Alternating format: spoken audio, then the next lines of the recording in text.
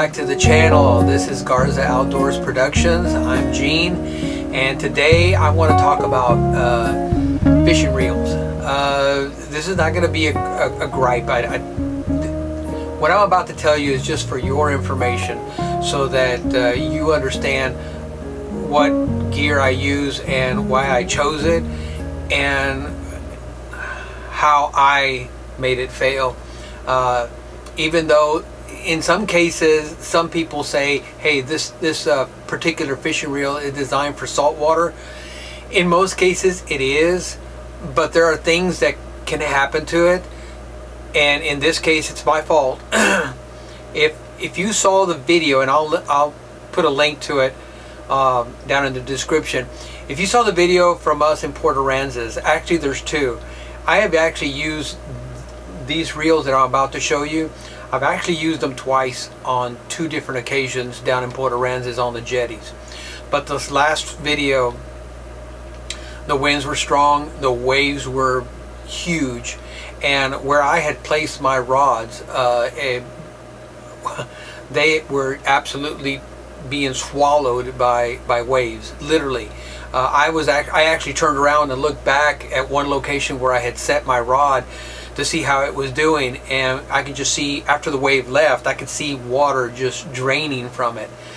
My mistake was that after the fishing was done, I took them off my reels, took them off my rods, and I soaked them and actually worked them in the hot water to see if I can get all the salt water out of them.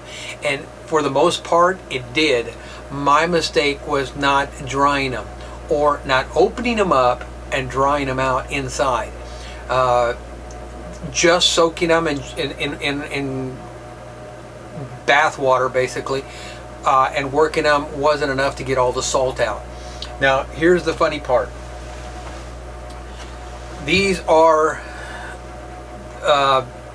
from Academy Sports and Outdoors. This is a this is funny. This is a, and I'll show you the picture on the screen. This is a TORRID TR 500, the blue one. Okay, this one is a TR 500, TORRID 500 from Academy. It's the gold one. They are pretty much the same, except for the handles. That's the only difference. They're both 10 bearings. They're both super smooth. But I want you to listen to something. One of these, let me see. Okay, this one did not go out on the jetty this trip. The blue one did. Okay, so both this one and this one were drenched in salt water. Okay, but I want you to listen to this. You hear that grind? This is its twin. Nothing. This is butter smooth. This one actually locked up. This one will not go in reverse, regardless of the position you put your switch in. Where this one will. If you switch it over, it'll go forward, and reverse. That's the only thing that failed. It's okay, I never used that function, but that sound is annoying. It's kind of like a little grind. I hope you can hear it on that brand new shotgun mic that we've got. I had a lot of people complain about the audio, so we're trying some things out to make sure that y'all can hear all the sounds that I'm hearing. All right, so let's talk about what's happening here. I did open this up. I'm very good at it. I should have done this in Port A, just because it's not that hard. It really isn't that hard. Once you've done it, and I think I've done this one after I got back in order to get it to unseize. I think I did this one like 10 or 15 times because I never could get the bearing right. And then I worked it and worked it, and I finally got it to this point. Now, that doesn't mean it's never going to get used again, but FYI, I love these. I'll show you the picture of these up close. These are both gear ratio 491, which is pretty much like a winch. You're not going to have trouble bringing the fish in. It just doesn't work super for working the lure. I don't know. Maybe it's just me. Anyway, so we've done some research, and by the way, I just purchased a brand new one. These normally sell for $59 at Academy. This one, the gold one, for $69. And I just went a Black Friday sale, and they were clearing these out, the 500. Well, actually all of them for $35. So I said, I'm not passing it up. I'm gonna just put it away for a rainy day. All right. So I went ahead and did some research, and MDLR was talking about some of the fishing gear that he uses, and he's got them with a little bit different gear ratio. So I'm going to show you right now on the screen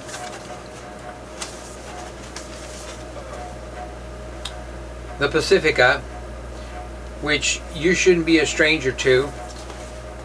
Okay, and here's the specs on it, and if you notice on the second line it says 6:1 gear ratio.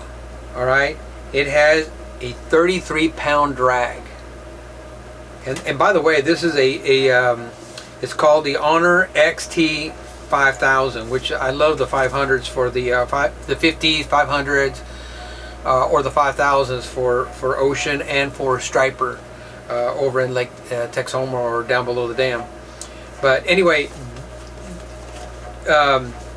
MDLR was talking about the handle and how important the handle is, so you can while you're fighting the fish. So I did order these off of Amazon, and you know what? For right now, I can't remember how much I paid for these, but I will put it up in the corner. All right, here's the handle that comes with this, and it is really nice big handle, because I did notice that on the little bitty one, the blue one, when you're excited, you reach over there for it, and there's nothing to grab onto when you're wet, especially from all the waves that we had last time. But anyway, that's what this one has. It has the big handle, so it makes it a little easier to grip when you're fighting the big redfish or the big stripers. So there's the handle to it, and it comes with a little bag. Oh wow, now that is one nice, see if it focuses in. Oh, not focusing in.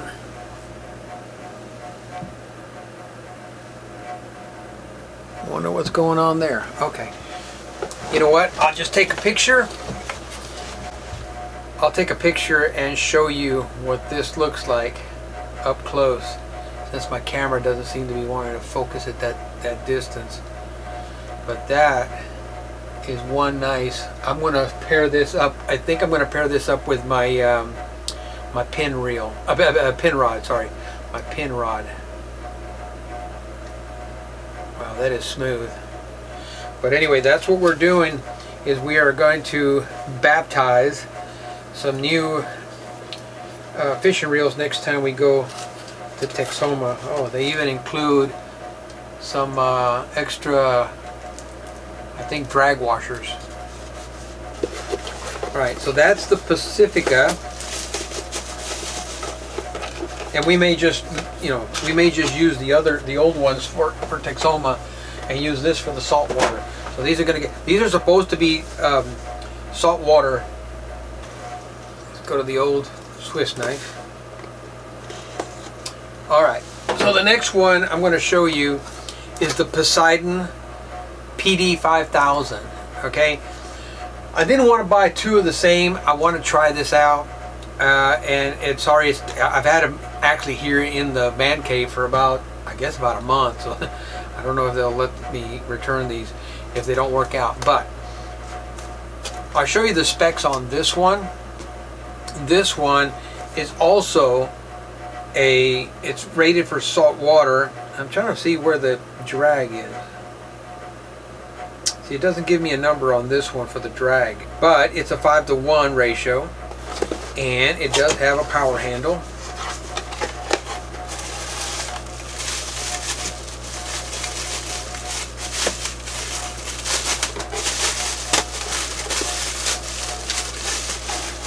Wow, that is nice looking. This is YOLO, okay, but it's the Poseidon.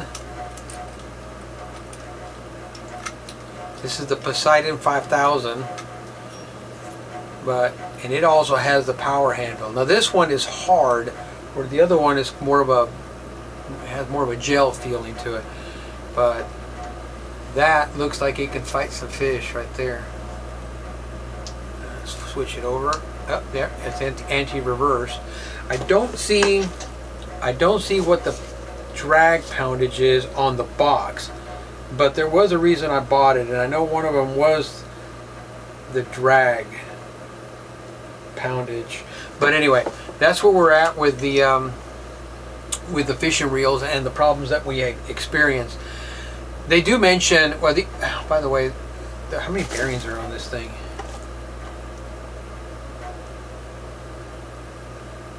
Doesn't mention the bear. Oh, nope, doesn't mention the bearing. But both of these reels, the YOLO and the Pacifica, both of them are saltwater rated.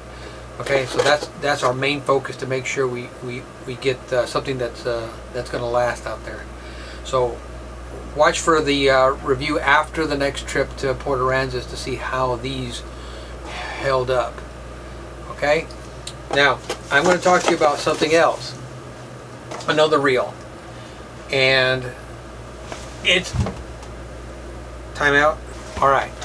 This is a Quantum 60. It's the Optics 60. This one only, poor thing, only had one trip to the ocean. It went several times to Texoma and worked great. But it took one trip to the ocean and failed, and it wasn't even a rough day either. Even though this was supposed to be saltwater, didn't handle it at all. Not even the humidity of saltwater. The bearing inside basically rusted. The main bearing. So it is even louder than that one. So we're going to use this for catfishing, because I can replace the bearing, yeah, but sometimes it's not worth it. I actually purchased a brand new one, so time out.